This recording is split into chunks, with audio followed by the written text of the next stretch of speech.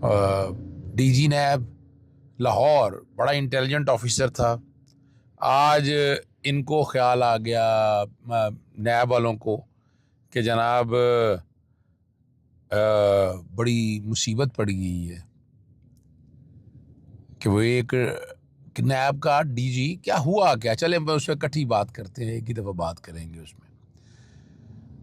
फैसलवाडा का दावा अली मीन गंडापुर के बारे में अंग्रेज़ी बोलने वाला वो उनके गले पड़ गया और नून लीग ने अवामी गैंड जिरगा मरी पर भी पर्चा दर्ज करा दिया। चलें, सबसे पहली बात जो मैं करना चाहता हूँ वो बड़ा अहम मामला है।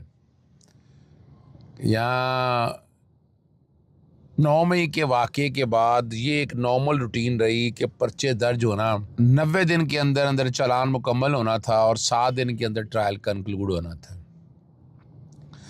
लेकिन इस 9 मई के ये वाक़या है, इस सारे में एक अजीब सी कहानी ये रही कि इसमें एक आदमी अगर इन्वॉल्व हुआ लाहौर से, अगर लाहौर में था तो उसे मुल्क के जहाँ जहाँ हिस्सों में यह वाक़या हुआ उसमें भी इन्वॉल्व कर लिया गया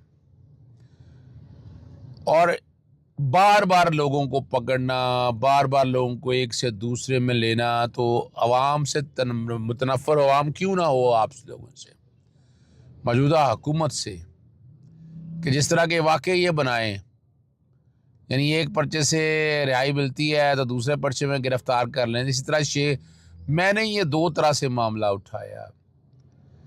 एक तो ये था कि ततीमा बयान जो है, यानी नाम तो नहीं है NFIR में, बाद में ततीमा बयान एक आया, उसमें किसी के कहने पे और पकड़ लिया आपने, पकड़ने के बाद शनाख्त पेड़ के चक्कर में मैंने ये जो ततीमा बयान है, सप्लीमेंट्री स्टेटमेंट, इसकी आइनी और कानूनी हैसियत को चैलेंज किया। It is not good as FIR कि आप सिर्फ मफरूज़ों पर मबनी और लोग ये गिरफ़्तार होते रहे। लाहौर के पाकिस्तान तहरीक-ए-इंसाफ के सदर जो हैं शेख इम्तियाज़ महमूद साहब, उनको 22 अगस्त 2024 को जब पकड़ा गया, वो मैटर मैंने टेकअप किया।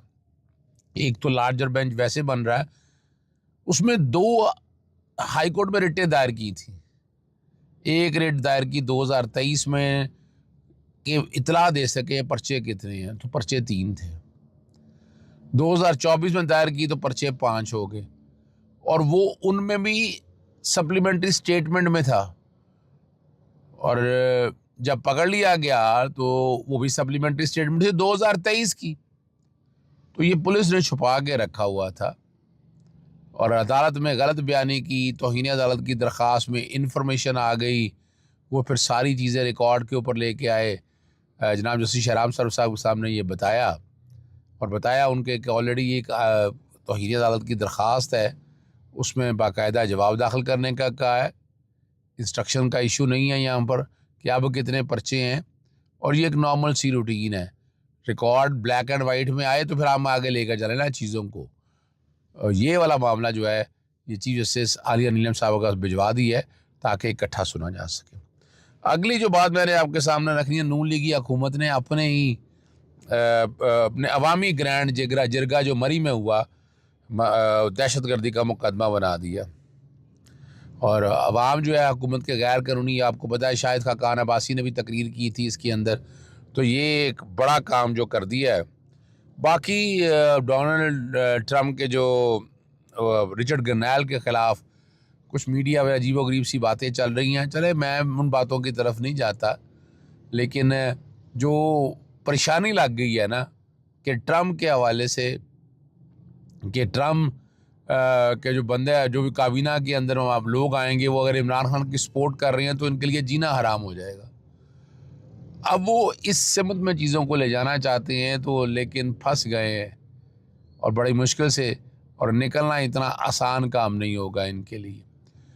और आवाज़ अब पूरी दुनिया में फैल रही है और कहा यही जा रहा है जनवरी के अंदर। मेरा एक पिछले साल का आया था, इमरान खान साहब को जब मुख्तलिफ झूठे मुकदमों में रखा जा रहा था, तो एक डेट दी थी मैंने 15 जनवरी तक की, इमरान खान बाहर आएंगे। वो बड़ी वायरल हुई है और उसी चीज़ को अगर आप सामने रख कर देख लें तो चलें, पिछली 15 जनवरी 2024 रही तो 15 जनवरी 2025। इमरान खान को अंदर नहीं रख सकते, मैं इतना जानता हूँ। वो झूठे मुकदमे में करी। देखिए ना, या तो हो ना कि पुराने मुकदमात, जिन पुराने मुकदमात चल रहे हैं उनके हवाले से मैं बात कर रहा होता हूँ, तो उस कॉन्टेक्स्ट में अगर देखते हैं तो इमरान खान ने तो बाहर आना है, अब उसको इस तरह अंदर रखा नहीं जा सकता। 16 दिसंबर 1971 और फिर दूसरा 2014, जब पाकिस्तान में पेशावर में APS का वाक़या आया, और 16 दिसंबर का सानिया इसलिए है मशरक़ी पाकिस्तान का अलहदा हो जाना। हम सीख नहीं सके। इमरान खान ने, वैसे लोगों ने बहुत ने कहा कि उसकी जुडिशल इंक्वायरी या बाकी चीज़ें सारी सामने होनी चाहिए, लेकिन हम 16 दिसंबर के असल कसूरवार सामने नहीं ला सके। बड़ी तकलीफ़देह बात है। वो बच्चे जो हैं, उनके वालिदैन ने जितनी मुश्किलें और तकलीफ़ें बर्दाश्त की, वो रिकॉर्ड के ऊपर है। और ये सारा जो कुछ भी आप देख रहे हैं, आप वहाँ से अंदाज़ा लगा सकते हैं। 16 दिसंबर मशरक़ी पाकिस्तान, इधर तुम उधर हम का नारा लगा, और जो अवामी मैंडेट था उसको कबूल नहीं किया गया।